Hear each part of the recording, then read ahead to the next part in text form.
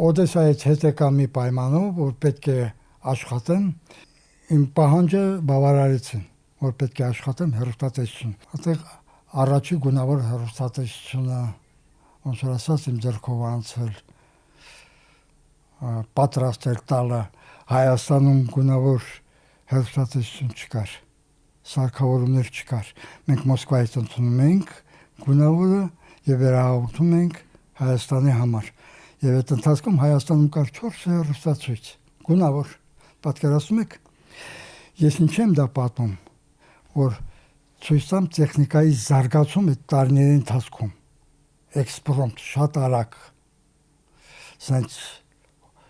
ոնց որ սելավ լիներ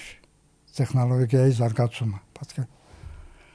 Իսկ եթե համեմատելու ունեք մեր օրերի հետ, հնարավորությունների։ Մեր օրերի հետ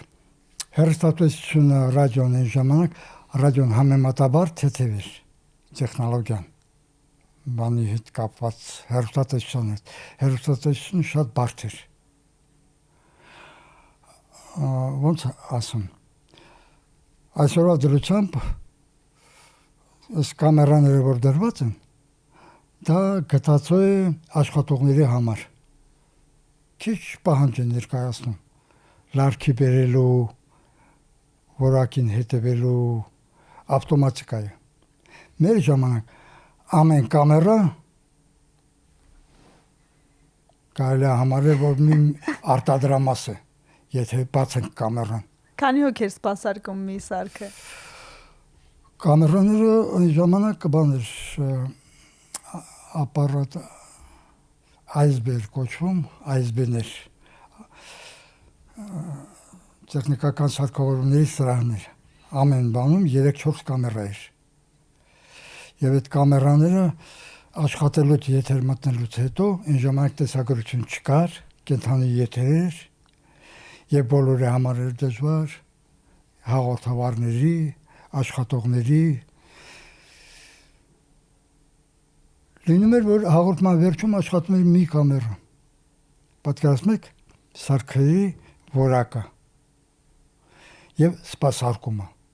Այս անկյունից կամերան աշխատում էր եթերի վրա, այն անկյունում աշխատում էին աղմուկ չստեղծելով, հասցնել կամերան պատրաստել եթերի, որ հանկարծ այդ վերջի կամերան էլ այսինքն եթերը կանգնում էր։ Մի ուրիշ բան էլ կա։ Ներկա պայմաններում հեռուստատեսությունում խոտան հասկացողությունը մի տեսակ հետին պլան է գնա։ Օտակա գոյություն չունի, որ գնահատի աշխատանքը, որ այսքան խոտան տվեցին եւ այլ, խոտանի համար դժի ենթարկել, չկա այդ հասկացողությունը։ Մեր ժամանակ 1 րոպեվա խոտանի համար կարող էր զրկվել հավելյալ աշխատավարձից։ Բարձրությունները։ Եվ այդ վիճակը ստեղծում էր պրպտուն լինել, սովորել հիմքը կար, զարգացումը կախված էր անձից։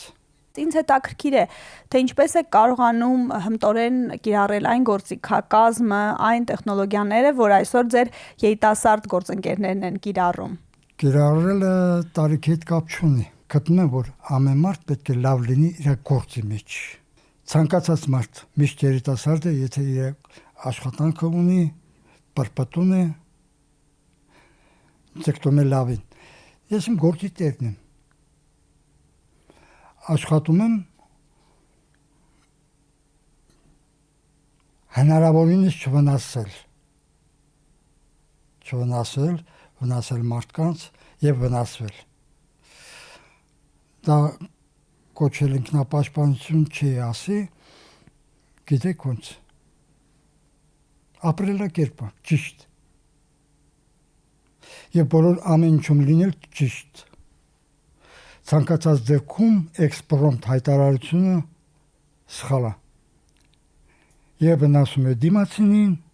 եւ քեզ։ Փորձառությունից ինչ եք տեսնում 21-րդ դարի սերնդին եւ մեզ այսօր ինչն է խանգարում մասնագիտական զարգացում ունենալ, անձնային աճ եւ ընդհանրապես երկրի բարգավաճմանը խոչընդոտող ինչ խնդիրներ եք տեսնում։ Մեր երիտասարդությունը շատ լավն է։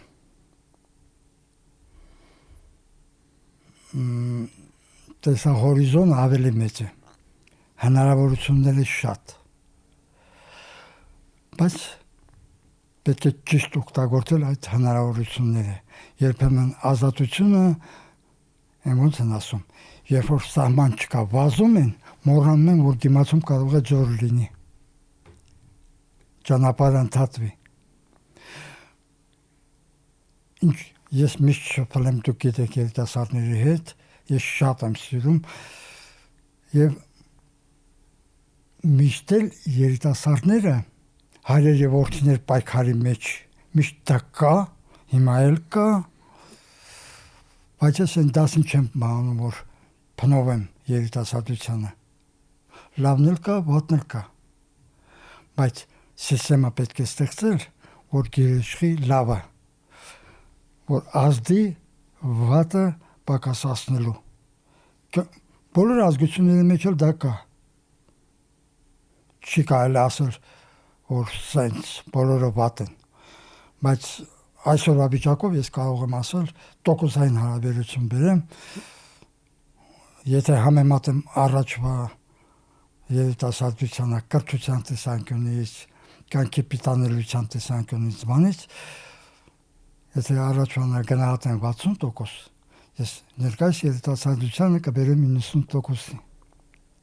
Մենք լավ երիտասարդություն ենք, մենք լավ ապագա ունենք, եթե ճիշտ օգտագործենք։ Մեր երկրում գործատուները շտապում են թոշակի անցած քաղաքացիներին տուն ուղարկել։ Դուք որ այս տարիքում դեռ աշխատում եք, արդյունք եք ստեղծում, ինչ խորհուրդ կտաք գործատուներին եւ նաեւ այն քաղաքացիներին, ովքեր այդ շեմին են։ Գործատուներին հարկավոր է ուղարկել երիտասարդ տարիքում թոշակի, տարիք առնելուց նոր բերել աշխատանքի։ Խելացի մարդիկ արդեն դա հասկացան, ինչ եմ ասում։ Աշխատանքն է պահում մարդուն։ Երբ որ երեխաները մեծանում են, ամուսնանում են, ընտանիք են ստեղծում բան, ընտանիքը կարծեք թե պարփակվում է։ Քո ստեղծած ընտանիքը։ Տվել ես նոր ընտանիք ու ընտանիքը փակվում է։ Արդեն պակասություն է զգացվում։ Ճիշտ է։ Եթե աշխատանքն է բացակայում, արդեն դադարում ես լինել հասարակության մեջ, փակվում ես 4 պատերով եւ փակված մարդը ավելի շուտ է ծերանում, ավելի շուտ է մոռանում իր մասնագիտությունը եւ ավելի է մոտենում, ոնց որ ասած, հողի ջերմությանը։ Ձգում է այդ հողի ջերմությունը։ Դա ֆիզիոլոգիա է։ Դա սպանում է մարդուն։